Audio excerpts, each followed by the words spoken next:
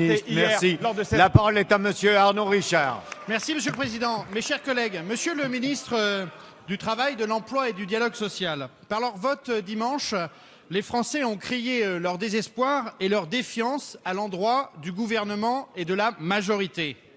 Le pacte de confiance est brisé. Depuis maintenant 2 ans, l'UDI ne cesse de vous mettre en garde et de vous demander de revenir sur vos erreurs. Aujourd'hui, nous en déplorons malheureusement les conséquences néfastes. Je ne prendrai qu'un seul exemple, le secteur des services à la personne. Secteur essentiel de notre économie, ce sont 2,2 millions de professionnels qui agissent sur l'ensemble du territoire pour améliorer les conditions de vie de 4,5 millions de familles. Et ce ne sont pas des familles aisées, Monsieur le ministre.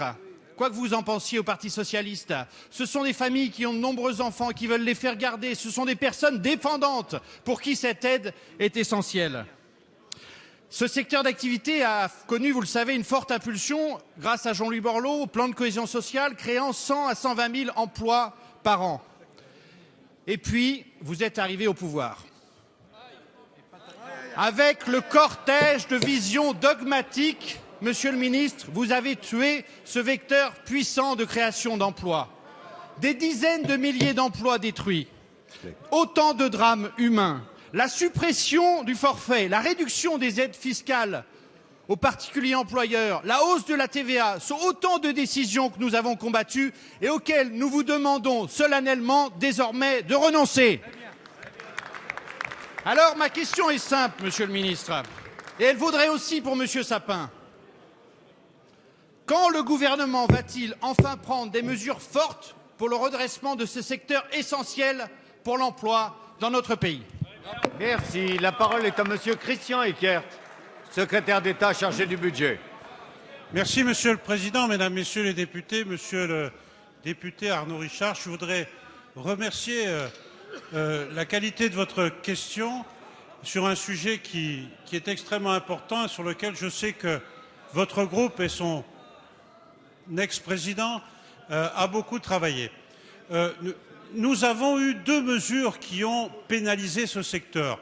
Et la justice et l'objectivité commandent de dire que la première de ces mesures a été prise par la précédente majorité et elle a consisté à supprimer la réduction de cotisation de 15 points pour les particuliers employeurs. La seconde mesure, et c'est cette majorité qui l'a portée, a consisté à supprimer la possibilité de cotiser au forfait et ceci avait l'avantage de donner les droits sociaux, droits à retraite pour l'ensemble des salariés de façon juste et équitable, mais a renchéri le coût de l'heure pour les ménages que vous avez évoqués, avec une compensation, Monsieur le député, qui a été portée, je crois par moi-même, d'une réduction de 75 centimes de l'heure pour compenser l'effet de la suppression forfait, indépendamment de cette question très technique sur laquelle le gouvernement est prêt à travailler avec vous, avec l'ensemble du Parlement.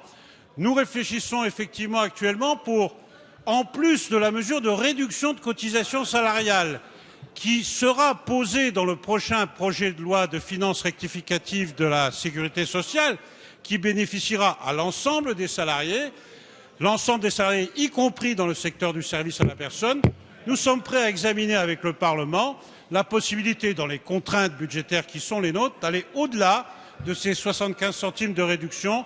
C'est à cette invitation que je nous invite collectivement.